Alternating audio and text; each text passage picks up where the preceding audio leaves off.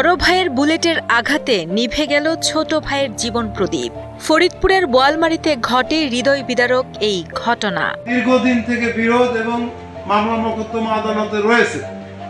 এই গাছ কাটা, এই গোলাম কবির গাছ বিক্রি করে, ছোট ছোট গাছ, আমি ঘটনাস্থলে গেছিলাম, আমি দেখছি ছোট ছোট কাটা গাছ বিক্রি করেছে। মিন্টু বলেছে এখানে তো সবার জায়গা আছে, তার গাছ ভাগ করে তারপরে তুমি বিক্রি করো। এটা নিয়ে গোলাম কবিরের সাথে তার তর্কতর্কি হয়ে বাড়ির থেকে যেয়ে শর্টগান নিয়ে এসে গোলাম কবির গুলি করে দিছে।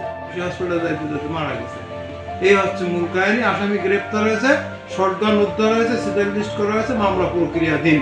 জানা যায়, জমি জমা নিয়ে পারিবারিক বিরোধের জেরে 25 মার্চ সকালে আওয়ামী লীগ নেতা ও সাবেক স্বতন্ত্র প্রার্থী ডাক্তার গোলাম কবির তার ছোট ভাই মিন্টুকে নিজ শর্টগান দিয়ে মাথায় গুলি করে হত্যা করেছেন।